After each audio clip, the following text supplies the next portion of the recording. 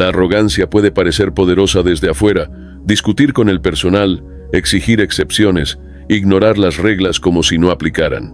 Pero esa actitud choca con la realidad de maneras que pueden resultar devastadoras. En este video descubrimos 6 casos donde el exceso de ego cobró el precio más alto. Si este tipo de historias te impacta, dale like a este video y suscríbete para no perderte ningún caso. Cada uno de estos casos demuestra que la arrogancia puede ser fatal. Era el 11 de julio de 2015 en Bloomington, Minnesota. Un centro comercial repleto de compradores que se desplazaban entre tiendas, patios de comidas y atracciones durante el fin de semana. La música de los kioscos se mezclaba con el zumbido constante de las conversaciones. En el segundo nivel, una de las escaleras mecánicas cerca del ala este estaba parcialmente acordonada con un cono de precaución amarillo, señal del reciente proceso de limpieza. La mayoría de las personas se desvió hacia las escaleras o los elevadores cercanos, pero no todos eligieron esperar. Linda Mlelen, de 52 años, era una residente de larga data de las Ciudades Gemelas y visitante habitual del centro comercial.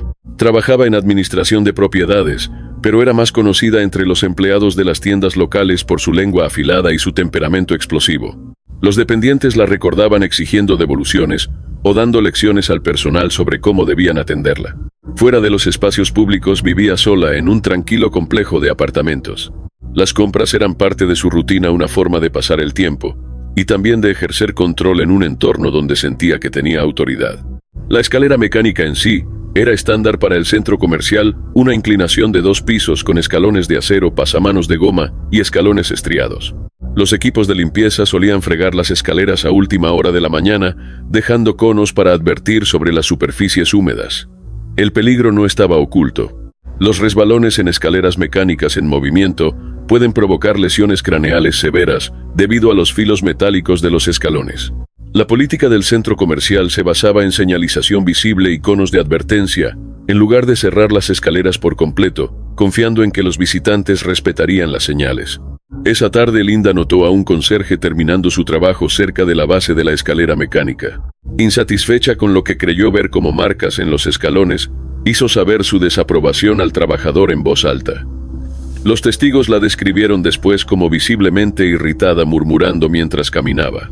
Sin reducir el paso, se coló junto al cono de advertencia y subió a la escalera mecánica en movimiento, aún cargando sus bolsas de compras. Otros compradores dudaron, pero no intervinieron, asumiendo que ella sabría mantenerse estable. Al subir, su talón resbaló sobre una zona húmeda del metal. El movimiento fue repentino. Su peso se desplazó hacia adelante y luego bruscamente hacia atrás, mientras intentaba recuperar el equilibrio. Su bolsa de compras giró con fuerza, sacándola aún más de su centro de gravedad. Por un instante aferró el pasamanos con los dedos antes de que su agarre fallara por completo. Su cuerpo se retorció de manera extraña al caer. Primero golpeó con la espalda y luego su cabeza impactó contra el filo dentado de un escalón ascendente. Fue arrastrada hacia abajo con las extremidades golpeando contra los dientes metálicos de la máquina, cada borde raspando la tela y la piel. Un rastro rojizo comenzó a extenderse por los escalones, oscureciéndose a medida que la sangre brotaba de la herida en la parte posterior de su cráneo. Los compradores retrocedieron horrorizados, algunos gritando, otros paralizados por el terror. Un hombre se abalanzó hacia el botón de emergencia. La maquinaria se detuvo de golpe, dejando su cuerpo medio desplomado sobre el metal. El personal de seguridad y el equipo médico presentes en el lugar corrieron hacia ella. Se intentó la reanimación cardiopulmonar en el rellano, pero la magnitud del traumatismo craneal era evidente. El cráneo fracturado había causado un daño catastrófico y fue declarada muerta antes de poder ser trasladada. Los compradores conmocionados fueron retirados del área mientras el personal instalaba barreras para bloquear la vista. En los días siguientes, varios empleados del centro comercial recibieron orientación psicológica. Uno de los conserjes reconoció después que evitó el ala este por completo durante semanas. Entre los compradores habituales, la historia se propagó de boca en boca en lugar de a través de canales oficiales. Padres que advertían a sus hijos sobre las escaleras mecánicas. Dependientes que recordaban el sonido de su caída en voz baja. Su familia organizó un entierro discreto en el cementerio local, rechazando las consultas de la prensa. Era el 22 de mayo de 2016 en el Zoológico de Londres, en el Parque Regent, Inglaterra. El día era templado, el flujo de visitantes constante, y las familias se detenían largo rato frente a los exhibidores. El recinto de los leones atraía grupos de visitantes. con niños presionándose contra la baranda para ver a los animales paseando por el hábitat de pasto que se extendía abajo. A mediados de la tarde, el murmullo habitual del lugar se rompería abruptamente por una escena que dejó a los testigos perturbados y al personal del zoológico actuando desesperadamente. Patricia Walker, de 56 años, había tomado el tren desde su casa en Watford para lo que había descrito a sus vecinos como una salida tranquila de domingo, conocida entre sus conocidos por su lengua cortante. Los conflictos eran parte de su rutina. Afirmaba su control en situaciones cotidianas, donde sentía que no se le prestaba atención. No tenía historial real de conductas de riesgo en actividades al aire libre, pero en los espacios públicos. Frecuentemente desafiaba reglas y restricciones, descartándolas como innecesarias. El exhibidor de leones estaba diseñado con múltiples capas de seguridad.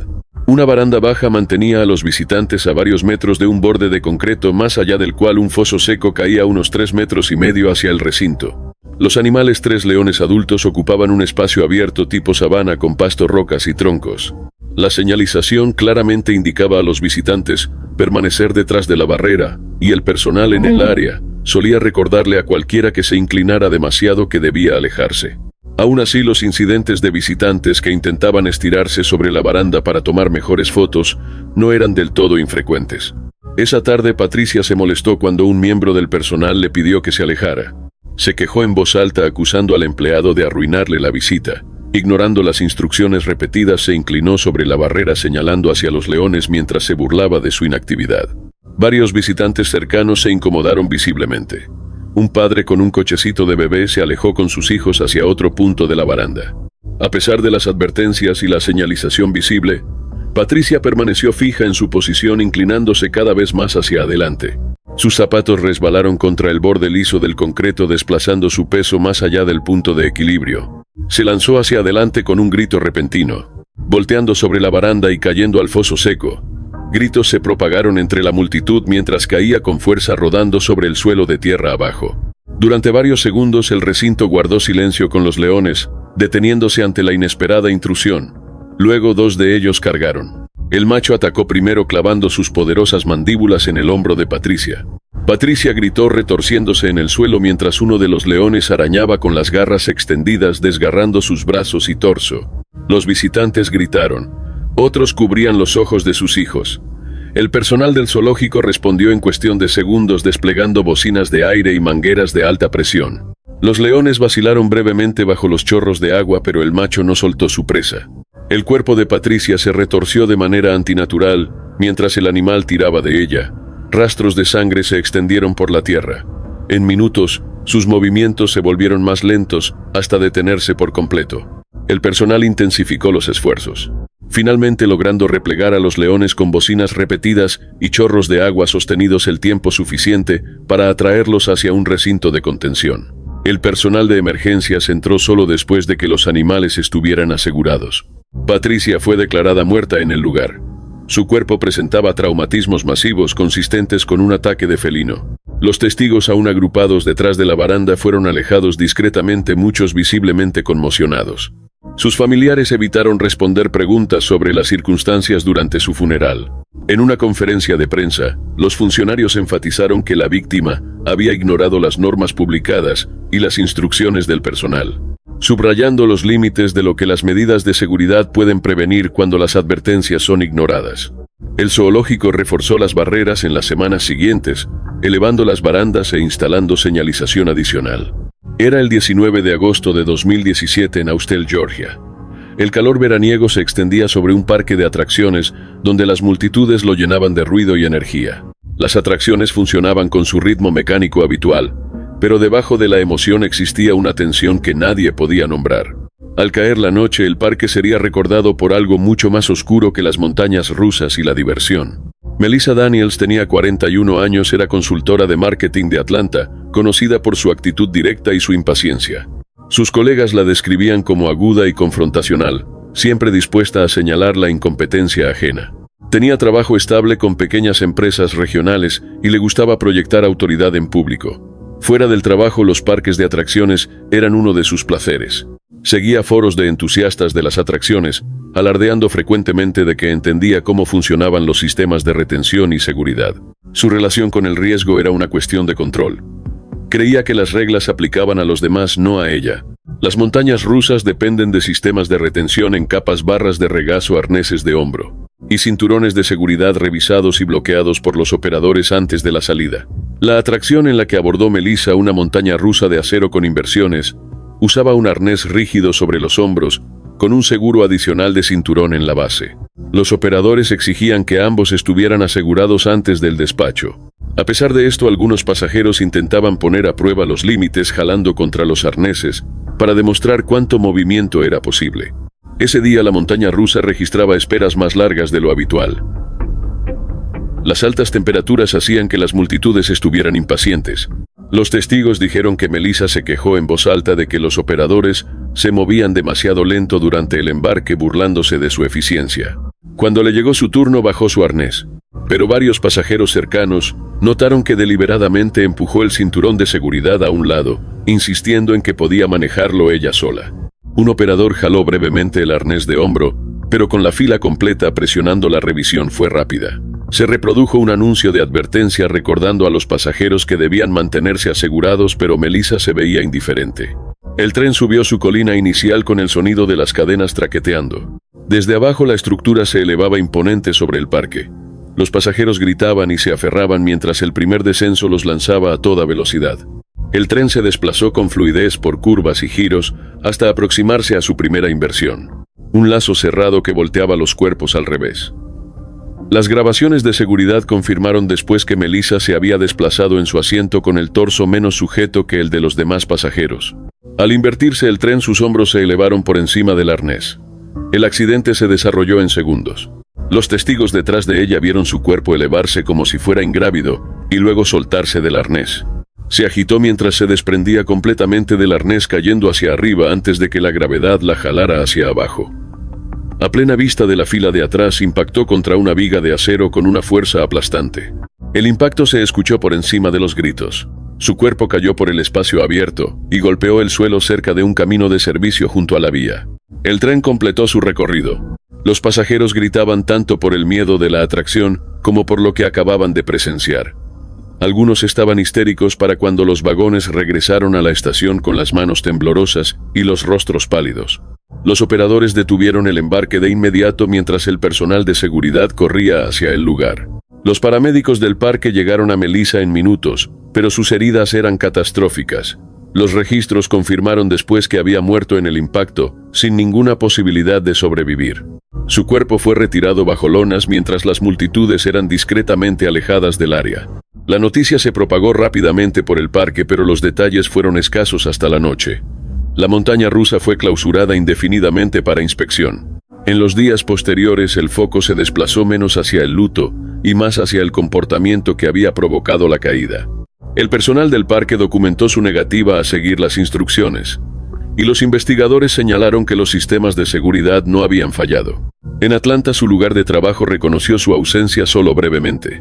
Sus colegas, que con frecuencia la habían encontrado difícil, no organizaron homenajes y no se realizó ningún memorial público. Era el 6 de noviembre de 2017 en la ciudad de Nueva York. La estación de metro de Union Square estaba repleta de viajeros vespertinos, una mezcla familiar de impaciencia, cansancio y rutina. Los anuncios resonaban contra las paredes de azulejo. Los trenes rugían al entrar y salir y los pasos llenaban los andenes. Entre los cientos de personas que cruzaban la estación, una pasajera no llegaría a salir de ella con vida. Brenda Geist tenía 54 años, era neoyorquina de toda la vida, y había pasado la mayor parte de su carrera como administradora de oficina en una empresa de seguros de nivel medio. Conocida entre sus colegas por su lengua afilada y su carácter terco, se enorgullecía de no ceder nunca ante nadie en ninguna situación. Fuera del trabajo vivía sola en un pequeño apartamento en Queens y tenía pocos amigos cercanos. El transporte público había sido el telón de fondo de su vida diaria durante décadas, pero era notoria entre el personal por sus confrontaciones, especialmente durante los retrasos en el servicio. El sistema de metro en sí mismo es un entorno implacable. Las vías se encuentran en una zanja abierta entre los andenes con dos rieles de rodadura que soportan el tren y un tercer riel electrificado que lo impulsa. Ese tercer riel conduce más de 600 voltios de corriente continua suficiente para matar al instante. Los andenes están marcados con franjas de advertencia, y los anuncios frecuentes recuerdan a los pasajeros que nunca deben ingresar al área de las vías. A pesar de esto, los incidentes ocurren cada año frecuentemente como resultado de accidentes, disputas o mala conducta. Esa tarde Brenda regresaba a casa del trabajo. Los trenes sufrían retrasos por un problema con las señales, y la multitud en Union Square se había engrosado considerablemente. Los testigos reportaron después que se coló en la fila cuando un tren lleno hacia el downtown llegó a la estación empujando a varios pasajeros más jóvenes. Al ser cuestionada, elevó la voz y escaló el intercambio hasta convertirlo en una discusión a gritos. A medida que el enfrentamiento verbal se intensificaba, empujó a un pasajero que intentó bloquearle el paso. El movimiento la dejó sin equilibrio al borde del andén. En el caos, su pie resbaló contra la franja de seguridad amarilla. Se tambaleó con los brazos agitándose antes de caer hacia adelante en la zanja abierta. Los gritos se propagaron entre la multitud cuando cayó entre los rieles, con el cuerpo a centímetros del riel electrificado. Por una fracción de segundo intentó incorporarse, pero su mano izquierda hizo contacto directo con el tercer riel. El efecto fue inmediato y violento. Un destello brillante iluminó el espacio seguido de chispas crepitantes. Su cuerpo se tensó y sacudió sin control con los músculos bloqueados por la corriente. Los gritos estallaron en el andén mientras el olor a ropa y carne quemada se extendía por el lugar. Algunos pasajeros instintivamente extendieron la mano arrojando chaquetas y bufandas, desesperados por jalarla sin tocarla directamente. Nada funcionó. La corriente la mantuvo en su lugar, recorriéndola hasta que sus movimientos se volvieron más lentos y se detuvieron por completo. El personal de la estación activó los cortes de energía, pero para entonces el daño era irreversible. Cuando la corriente cesó, se desplomó de manera torpe sobre los durmientes, con humo elevándose suavemente desde su ropa. Los equipos de emergencias médicas fueron convocados por el personal y llegaron en minutos, pero el examen confirmó lo que los testigos ya sabían. Había sufrido quemaduras catastróficas y un paro cardíaco casi de inmediato. El andén fue despejado, los trenes desviados, y la policía cerró el área para la investigación. Los viajeros estaban conmocionados, algunos todavía llorando mientras salían de la estación. Las grabaciones de vigilancia confirmaron la secuencia de los hechos, la discusión, el empujón, el tropiezo y el contacto fatal con el riel. A diferencia de la mayoría de las muertes en el metro que conmocionan a una comunidad, el fallecimiento de Brenda generó poca compasión. ¿Tú crees que el comportamiento de una persona puede determinar cómo el mundo reacciona ante su muerte? Cuéntanos en los comentarios. Los testigos la describieron como confrontacional, incluso en sus últimos minutos, gritando a extraños y abriéndose paso a la fuerza. Algunos viajeros remarcarían después que su propio temperamento había escrito el final tanto como lo había hecho el tercer riel. La estación fue despejada, la energía restaurada, y los trenes retomaron el servicio en pocas horas. Era el 2 de julio de 2018 en Bakersfield, California. El calor de la tarde se asentaba sobre la ciudad, brillando sobre los estacionamientos de asfalto y los puestos al borde de la carretera. Las familias hacían fila en los puestos temporales para comprar fuegos artificiales antes del feriado. Entre los coloridos empaques y pancartas, una carpa estaba a punto de transformarse de un lugar de emoción en la escena de un desastre fatal. Cynthia López, de 36 años, era conocida en su vecindario por su temperamento explosivo y su brusquedad. Exdependienta que había rotado entre empleos, cargaba con la reputación de maltratar a dependientes y jóvenes que se cruzaban en su camino. Vivía sola en una pequeña casa de alquiler, llenando sus noches con televisión y cigarrillos. La independencia le importaba y se enorgullecía de no dejarse intimidar por nadie. En los espacios públicos esa tendencia frecuentemente escalaba en conflictos.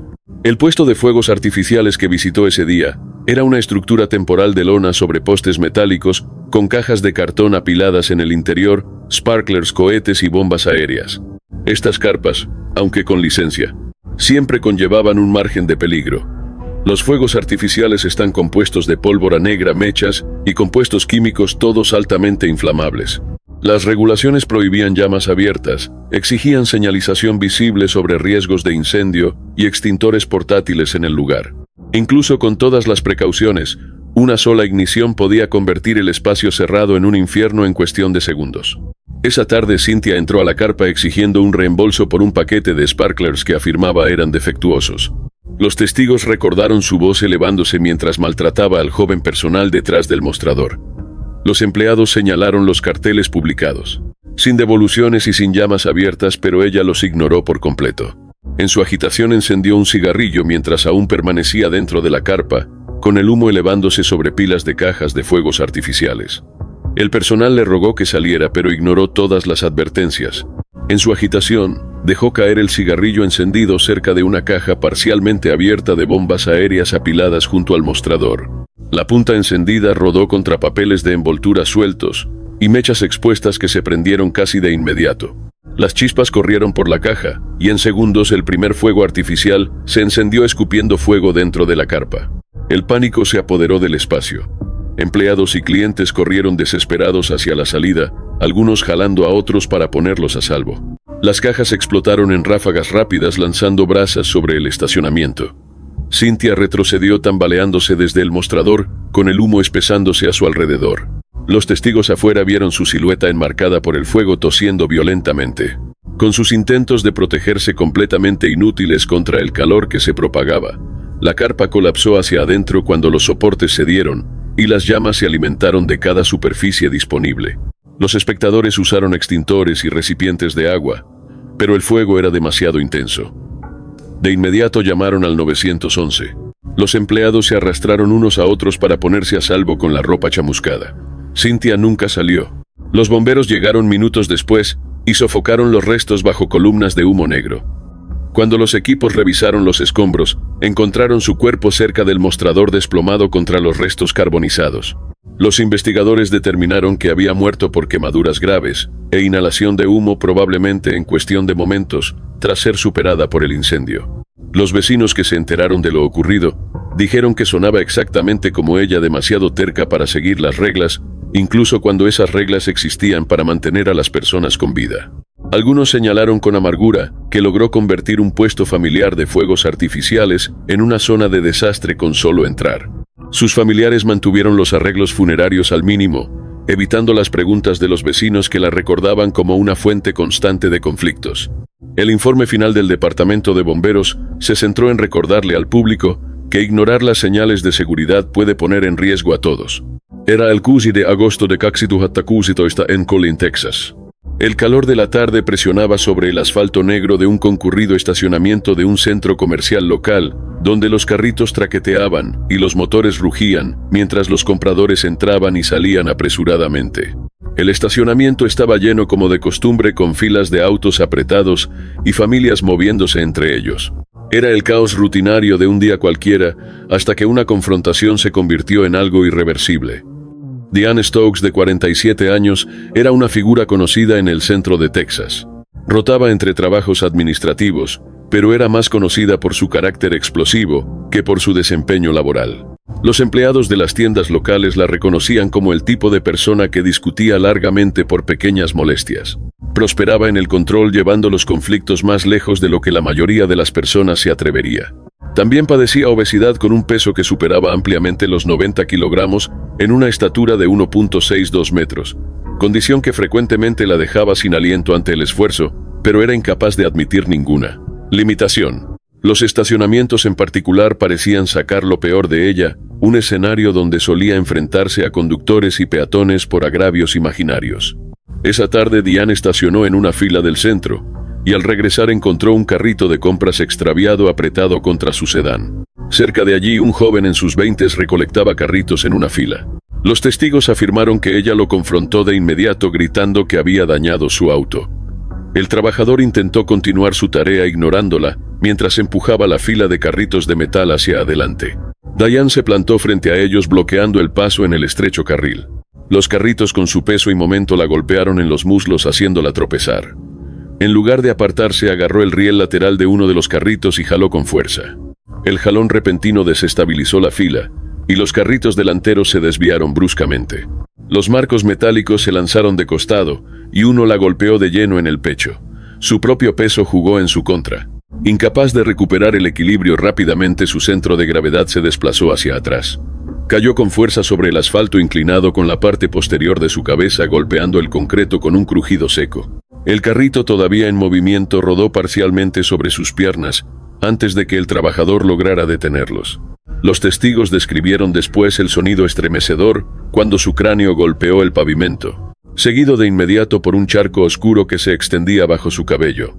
Su tamaño dificultó que los transeúntes pudieran moverla. Varios lo intentaron antes de darse cuenta de que estaba inconsciente. Algunos gritaron, otros se paralizaron mientras el trabajador frenéticamente intentaba retirar los carritos de encima de ella. El cuerpo de Diane se sacudió una vez y luego quedó inmóvil, sus ojos abiertos y sin respuesta. En minutos llegaron los paramédicos, pero nada pudo hacerse. Después no hubo mucha compasión. Los compradores que la reconocieron le dijeron a los reporteros que era la misma mujer que habían visto maltratar a cajeros o bloquear pasillos para discusiones que nadie más quería tener. Su muerte fue descrita menos como una tragedia y más como el desenlace natural de sus propios hábitos confrontacionales. El centro comercial retomó actividades en pocas horas, señalando en silencio que recordarían el incidente más como una perturbación que como una pérdida. 6 historias, 6 vidas consumidas por el ego y la arrogancia. Si este video te impactó, dale like ahora mismo, suscríbete y activa la campana de notificaciones para no perderte ningún caso. ¿Cuál de estas historias te dejó más pensando? Déjanos tu opinión en los comentarios. Nos vemos en el siguiente video.